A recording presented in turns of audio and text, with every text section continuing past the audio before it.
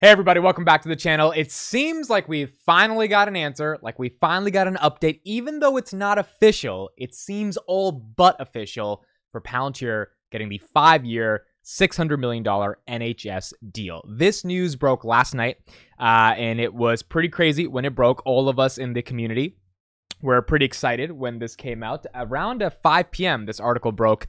Bloomberg reports Palantir is close to closing in on the 5-year NHS contract. So here's the article itself.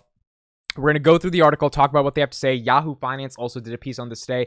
We're going to watch the about 2-minute coverage they gave to Palantir on this. But before I get into this, the reason why this article is important and the reason why it makes a lot of sense to kind of assume that we think the deal is going to get done is because we all knew it was likely going to be Palantir that got this deal, right? Like from all the analysis we've done, this is a saga that's been going on for 2 years. It was like Palantir was likely going to get the deal. Last week we were supposed to announce it. It got delayed to mid-October, so probably in the next 2 weeks we're going to get an update from the NHS. And in that time, Foxglove, the biggest proponent against Palantir getting this deal because of fears of data privacy, they quit social media. So it's kind of like they threw the towel in the ring. They're out. And then you had the NHS come out with this £2 million funding campaign, basically advertising campaign to educate patients on how their data will be implemented within the new federated data platform, which is supposedly going to be controlled by Palantir. So it seems all but likely that Palantir is getting the deal. The competitors really aren't out there. I mean, there's many more hints I can go through the videos I made over the past year, but the Bloomberg article seems to be more official. As you can see, they got 4 reporters on this: Thomas Seal, Olivia Sloan, Alex Wickham, Kitty Donaldson. When you have 4 reporters on one article, you're likely not trying to get it wrong. I mean, Bloomberg has the reputation. Sometimes they get things wrong, but they're more often right than wrong when it comes to breaking news, even if, you don't agree with the opinionated nature of how they think of this stuff. So let's read a little bit about this, and then we'll go further from there. Palantir Technologies, the data analysis firm co-founded by tech billionaire Peter Thiel and contracted by governmental intelligence agencies and military forces around the world, has emerged as the top pick for a contract to overhaul the UK's National Health Service. 5-year contract, which may be extended by as long as 2 years and is worth as much as $579 million, is designed to help the agency analyze medical data, detect patterns, and ultimately overhaul its entire system. The deal is subject to final approvals and legal arrangements, but the government was on track to announce Palantir as the winning bidder as soon as this month. People familiar with the discussion said, asking not to be identified because the information isn't public. So that right there are the sources that gave this information away. So you would argue, Bloomberg, which is one of the largest news media companies for business in the entire world, is not talking to people that don't know what they're saying. You're talking to legitimate sources, and you're using those sources to be able to create this article. So if those sources are wrong, then maybe Palantir doesn't get the deal. But I think it's unlikely that those sources are wrong, given all the other details we have as well. The arrangement is both somewhat predictable and extremely controversial. Palantir has been working with the UK government since the COVID-19 pandemic, helping manage the country's vaccine rollout. Its relationship with the NHS has drawn fire from civil rights and patient advocacy groups that are concerned about the privacy of patient data. And we've talked about this many times on the channel, that a lot of those concerns, while they're well-intentioned, it don't really make sense in the context of Palantir.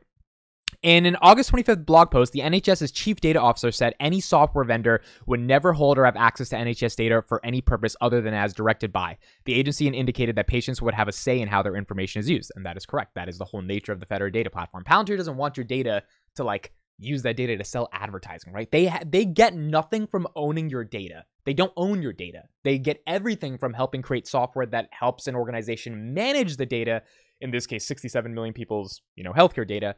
And that's what you're getting paid for in the context of procuring their software. It's not some type of advertising or anything like that. The NHS is the UK's National Health Service, the publicly funded operation providing medical care that's free to, at this point, have access for 67 million people living in England, Scotland, Wales, and Northern Ireland. Still, it's been beset by staff shortages and backlogs after the pandemic delayed less urgent procedures. And then they say a really important part of the article, which is the ending paragraph, which I agree with wholeheartedly. The impact of England's public healthcare system may be larger than the impact on Palantir's bottom line. The firm generated more than $1.07 billion in government revenue in 2022, is on track for $1.26 billion this year. The UK contract, while lucrative, is spread over the course of several years. So while it may not have a major effect on Palantir's immediate results, it could serve as a beachhead for future sales. And this is pretty much what I said yesterday on X. This is kind of my big point throughout this entire NHS saga. Palantir managing an entire country's healthcare is just insane. Like, if we got this deal, which it seems like we got this freaking deal, this is the big part about this contract. This is a $30 billion company being trusted with 70 million people's healthcare data with the expectation to fix a broken system. This isn't an experiment. They're not giving them $500 million just to have fun. They have an expectation that after spending $10 billion for 2 decades with legacy IT infrastructure that has not worked in the NHS, that this will fix the deal, which is why $500 million to the NHS really is nothing. For Palantir is a lot, but it's a small amount to pay for fixing an entire system. And, many UK citizens that are followers on Twitter and YouTube have told me, like, yo, it's not good here and we need something to fix it, whether it's Palantir or someone else. Someone has to fix it. So I said, personally, I don't even think about the contract value. $588 million is awesome, but it's not why this deal matters. Think about how many socialized healthcare systems around the world could be transformed with Palantir. Many in Europe, obviously Canada is a big one. Lots of opportunity in regards to different healthcare systems using Palantir. So the next 5 years is a case study to see if they can truly fix the NHS. And within 2 years, so by 2026, we will have results. And when those results come in, if they are good, you can forget individual hospitals coming to procure Palantir software. You will have countries themselves coming to try to procure the software that has supposedly, in the next 2 years, fixed the entire NHS. The deal also solidifies the victory against the propaganda of them being an evil company that can't be trusted, because if they get this deal in a country like the UK, where there was so much, campaigning against Palantir being able to get this deal, then that'll be important, which is why it cannot be understated how important landing this deal is for the trajectory of the company and its ability to scale. It's not like not getting the NHS deal was a deal breaker. It's more so a question around 2 things. Number one, if we believed we had the right technology, we had the best technology, meaning the NHS is not going to Google, they're not going to Microsoft, they're not going to Amazon, they're going to Palantir. Then if you have the best technology, you should be able to get that contract. You should be able to close that deal. This is the execution part of running a business in terms of getting the job done and getting the deal, right? So if you have the best technology, you should get the deal. That's the first part. The second part is that if the best technology wins the deal and politics gets in the way of the best technology actually getting the deal, who wins, you or the politics? And I think this entire saga over the past couple of months in covering what is going on with the NHS has really been a question of, will the headlines around Peter Thiel supporting Trump and CIA evil spy-backed company actually permeate itself into the NHS and the officials, the people running the NHS? At the end of the day, the people have to make a decision, to the point where they will feel so essentially scared to make the deal happen because of backlash, because of propaganda, dogmatism, ideological views, whatever it may be, that they don't give the deal to the player with the best technology. And I think getting this deal was one of those things where it's like, no, we got the deal done, supposedly, right? Bloomberg reporting that it's likely going to happen. And if we do end up getting this deal, it is a win for the best technology, and it is a win against the political propaganda that is stopping that technology. And what that means in the future is 2 things. Number one, any type of political propaganda that starts around Palantir and says how they're the most evil company in the world or whatever nonsense they come up with, it's just not going to be that hard of a bullet against them. It's like you keep saying the boy who cried wolf. You keep saying that there's a wolf. Well, if there's no wolf, it's hard to believe you. You keep saying Palantir's some evil company. If it's actually helping the entire NHS, it doesn't seem that evil to me. Second of all, the cascading effect of other healthcare systems across the world, particularly Canada, Sweden. There's so many other places in Europe that would like to have a more efficient and effective system, but don't want to give up their ideological tendencies around making sure that everyone has this universal right to healthcare. In the United States, we don't believe that. We believe in private insurance. We don't think of healthcare as a right, and you can agree or disagree, but that has in and of itself made some of our healthcare a little bit more efficient because the free market has been able to take hold. Now, there's a ton of reasons why it sucks, a ton of reasons why it's good. It's a large debate,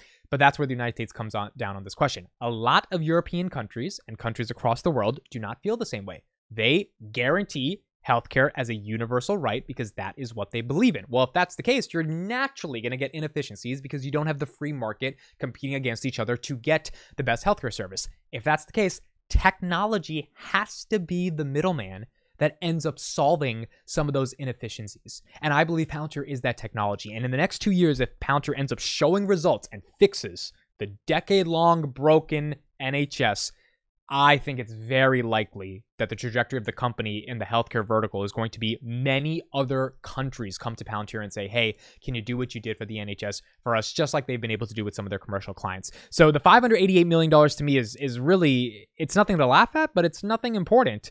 The thing that really matters, because that $588 million over several years, right? Like maybe it's an incremental boost in top line revenue. It doesn't matter. What matters is actually fixing this because there are many billions waiting in the future for Palantir to do this across the entire world. It's just a question of if we're able to get the job done. Here is Yahoo Finance also adding to the coverage from Bloomberg around the NHS deal. Teal is set to secure a contract with the UK's National Health Service. Now, the controversial 5-year contract is valued at more than $480 million, and it's meant to enhance the NHS's data analysis capabilities. Many, though, criticize the NHS's association with the analytics company, citing patient data privacy concerns, something that we know has been top of mind and an issue now for some time. But when it comes to Palantir, whether or not that's going to materially move the business, we're seeing some excitement around this with shares up just about 2%. But Brad, Palantir is a company and is a stock that initially at the start of the year was riding a lot of that enthusiasm for AI. Palantir really saying that they are one of the critical players within AI. Over the last month or two, we've seen some on the street come out question just that and how quickly their business could potentially benefit from AI. Morgan Stanley was one of those on the sell side, analyst Keith Weiss coming out saying that stock's valuation fully reflects the AI euphoria, and any tailwind from this trend is going to take some time to materialize. So a deal like this may be offsetting some of those concerns. Year to date, we're still up nearly 140%, but we'll see what this deal does to its business. Yeah, summer sputter did not diminish some of those major returns that investors had seen. As you were mentioning, 140% roughly year-to-date returns for Palantir, and a company that hinges a lot on some of those major government contracts. Of course, governments trying to figure out where they can deploy some of their own AI research, and then additionally, kind of making sure that that goes into their own defense mechanisms. So many different instances where Palantir already plays as well. So we'll see how they continue to be a near-term beneficiary, perhaps even further long-term as well. So, it is nice to see Yahoo Finance and Bloomberg give some coverage on this. Again, the deal has not officially been announced, but it does look like it's going to happen. And it's going to be pretty cool when it does happen. Bloomberg seems to be pretty legit that it's happening. Yahoo Finance covering it as well. A lot of these guys don't want to get this information wrong, so I would be surprised if it was wrong. But as of now, it seems like it's going to happen. If we take a look at Palantir stock real quick, the stock holding up actually nicely at around the $15.50 range. This stock, I think, it's gone up about 5% in the past couple of days, primarily baked on this idea of speculation around the NHS. We've had some jobs reports that came out. 15.55 are now down 1.14% on the day. Jobs reports were really good, led us to believe that inflation may be coming down. 15.55 currently on Palantir. It was at 16.80 last Friday, so it has come down since then. That was probably another run up on some NHS speculation, but overall, stock's holding up decently, and we will see where it goes from there. Thank you guys so much for listening, watching. Let me know your thoughts on us getting this NHS deal potentially, and I'll see you guys in the next one.